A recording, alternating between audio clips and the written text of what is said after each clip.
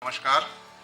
Uh, my name is Osama Manzar. I am the founder and director of Digital Empowerment Foundation, the organization who organizes Manthan Award for the last 10 years. And I would just like to give you a small background that Manthan Award has been happening for the last 10 years. We celebrated 10 years last year. This is the 11th year. And it is the award which has created a platform of hundreds and thousands of best practices, innovations in the ICT sector. And it has grown from India to South Asia to Asia Pacific. Last year we got a very strong demand that we are losing out many of the small innovators, small entrepreneurs in state level and in the regional level. And that is when we decided that we do regional Manthan Awards. And this is one of the regional Manthan Awards that we have instituted. Supported by huge number of volunteers, especially from Maharashtra. So you will see the nomination numbers are also higher from Maharashtra, lesser from Kerala and Karnataka and all that. But what was surprising about this entire thing is that we got more than 175 nominations, almost 200 nominations. And overall in Manthan, we get 450. So I was wondering that why these people were not applying in Manthan Award. Where were they? And then I realized that many people do not apply in big name and awards because they think that I may not be able to win it, you know. So, and we lose out small entrepreneurs and small innovations. So I think it was a successful initiative. And we also talked to many people, and the support was very prompt and up and about. We got Zensar Technology and Zensar Foundation to, Ganesh encouraged, go ahead, do it. You know, he just said, go ahead and do it. And then we thought that, okay, let's go and do it, because there is a lot of logistical need is also there. We got lots of NGOs to support it, lots of entrepreneurs to support it. You will meet many of them here today. I would like to welcome you for this morning and in this rainy season that we have at least 75% of the hall full, and we hope that more and more people will come. I would like to request, we have a panel in the morning in the inaugural session that would inspire you for the rest of the day to go ahead.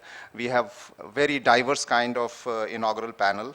I am going to request them one by one. May I request Rajan Varada, who is the CEO of Open Knowledge Community, to come on the stage. May I request Amitabh Singhal, who is the Board of Director of Public Interest Registry, the manager of .org, to come on the stage. May I request Dr. Ganesh Natarajan, who I don't really need to tell about Ganesh. He is your city man and the person who has taken IT to global level. Great supporter of innovations. I know him more from the innovation perspective. He is, of course, Vice Chairman and CEO of Zensar Technologies and also President of NASCOM Foundation. Many of the NGOs who are here, you should catch him because he is President of NASCOM Foundation. And he is enjoying also that responsibility to connect lots of NGOs to spread digital literacy all over the country. May I request Padam Shri Dr. Vijay Bhatkarji to come on the stage. You all know Bhatkar Sahab. He is an innovator. He is a man of supercomputer, and he is also president of IIT Delhi, who is next door to our office in Delhi, by the way. He is Padam Shri, of course, and he is also Maharashtra Bhushan. So we have, OKC from the perspective of how to connect with communities. We have Amitabh, who is going to tell us how .org domain can take you online and make you visible all over the world, and in many cases free of cost. So, and we have Ganesh, who will talk about, you can connect with him from the perspective of how NGOs can work together with very large organization to spread digital literacy. And of course, we have Vijay Bhatkar Sahab for wisdom. So we have wisdom, we have action, we have innovation, we have grassroots connection, all on the stage. What we have requested our speakers is that, and also all of you, that we will make the inaugural panel very interactive. So I'm going to request one by one our speakers to speak for 3 minutes, and then after that we will do group discussion. And I would request all of you or many of you to be ready with questions. Anything that you want to know, you want to learn, and ask question. We want to make it very, very interactive. It will be a 1 hour session before we go for tea. Is that okay with everybody? Yeah, so please be ready with your questions. And the topic that we are discussing at the moment in the inaugural session is digital inclusion for development. How do we use digital technologies to make development happen top down and bottom up? So I will start with requesting all our August speakers to please do a lamp lighting ceremony to shoo away the evil forces around, if at all there are, and then we sit and talk about in the morning discussion. So may I request all of you to please walk up to the left side and light the lamps. Yeah.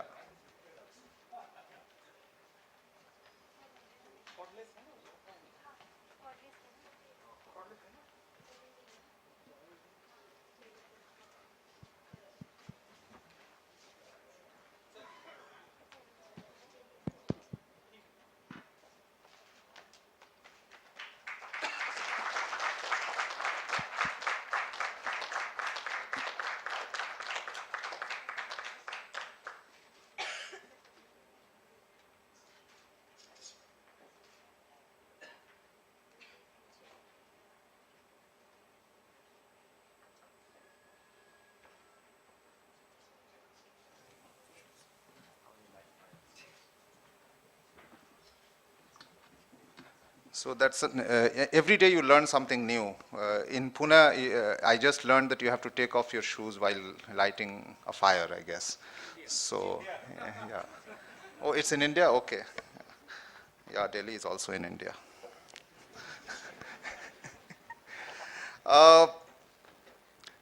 Okay, so I'm going to start with Ganesh with you. Yes. So, yeah, I'm going to request Dr. Ganesh Natarajan to please come over and, fire us with inspiration. Yeah.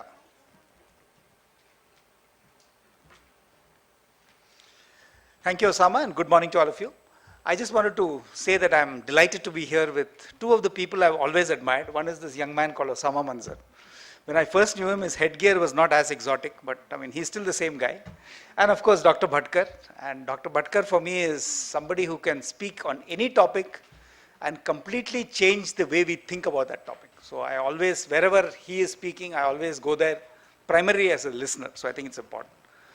I'm fascinated by the topic of digital dividends because in a sense, many of us in the IT industry have reached a stage in our careers where we are dedicating our lives towards digital dividends. And I think the word dividend I want to just spend a little bit of time on. Most of you know that for a very long period of time in India we've been talking about the demographic dividend. That when you have so many hundreds of millions of young people, clearly the opportunity to reap dividends out of that young population is enormous, especially in a world where if you look at Japan, even China, the Western world, everybody is worrying about aging populations. We also know, and I think that is one of the reasons why we should deliberate today, that this demographic dividend in our country can very quickly become a demographic nightmare. Because if the young people who are growing up in our country, almost, a couple of million people are becoming engineers every year. If they do not get jobs, if they do not find worthy use of their education and their skills, then we are creating a problem that expectation has been created, but that expectation is not matched by promise, which is one of the reasons why economists say that India has to grow 10% per year for the next 20 years if everybody has to be coming out of poverty and more important, coming out of disempowerment. So I think that is one big thing we need to keep in mind. So why is digital important? My belief is, and I have said this in every forum in government, in private sector, and in associations, that there is no way we can scale education, livelihood, healthcare in our country without the use of digital technology. And right now, in fact, many of us, Rajan, Osama, I, and many other people are embarking on a mission with the Department of Electronics and IT, Government of India, where we are talking about what is called the National Digital Literacy Mission. Now, the minute I say national digital literacy, and that is the discussion that Rajan and I were having just now, people think how to use computers better. Nothing could be further from the truth. I think what is important when you say digital literacy is that if you're a farmer's son somewhere, how do you help your parents or how do you help your family to procure better seeds? If you're a fisherman's son in Kerala, how do you ensure that you warn your father that, look, do not go out on your fishing boat at 12 o'clock at night because there is high tides? So the ability to access information which is useful for living, for work is important. And the ability to communicate. Because you might have all the information in the world, you've accessed it, but unless you can tell a few people, you can broadcast, you can talk about it, you can't be successful. So this is a big mission that we are undertaking. In fact, I'm just back from Delhi. We had a meeting with all the secretaries who are involved in this in the Government of India. And I think there is a huge opportunity for foundations like NASSCOM, which represents the large IT industry in India, for civil society, including NGOs, whether it is what Amitabh and Rajan and Osama and so many of you are going to do to participate, and very important also for the state governments and the governments to support this whole program. And this is just one program. So today, for instance, I'm involved in another big initiative with NASSCOM, which is called Nat Health. And Nat Health is nothing but all the healthcare providers of the country using ICT more effectively through telemedicine, through various initiatives to ensure that the person who has not got good access to diagnostics, to really better medicine, better medication, has that ability. So the ability to link this country together is really what we're talking about. So I would think, and I don't want to take too much time initially, quite happy to engage, all the work I'm doing today, all the work we're encouraging the IT industry to do, all the work that NASSCOM and NASSCOM Foundation is attempting to do. In fact, we are also involving the other big industry association, the Confederation of Indian Industry, or CII, in this. So if all of us work together, not only will we create a digitally empowered India, we will create a digitally empowered world which is better for all of us and for all our children and our grandchildren. So I'm going to stop here. Thank you very much and enjoy the day. Thank you, Ganesh. The people who speak less usually impact more. A couple of things that before I call the next speaker, just wanted to give you a few statistics for all of us to remember when we talk about digital inclusion. We have 250,000 panchayat, 250,000, and we elect 3 million panchayat members every 5 years. 3 million, 28 lakhs to 30 lakh. 80 to 90% of them do not have a website, do not have connectivity, do not have a computer center in their panchayat, which is functional. 80% of them might have computers, but functional. So just imagine that kind of number that we have. We have 3 million NGOs, more than 80% do not have a website. We have 2 million ASHA workers. We do not know how to connect them for good health services. So these are some numbers which is institutional number. I'm not even talking household or individual, these are institutional numbers. But they are disconnected, we don't know how to create an impact. We have 26 million MSMEs, micro enterprises. 80% of them who want to do business do not have a website.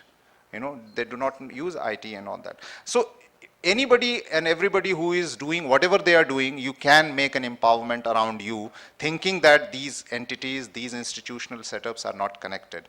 But just to take the step forward, may I request Rajan to come over and say a few words of how open knowledge community is in this arena to connect all of us.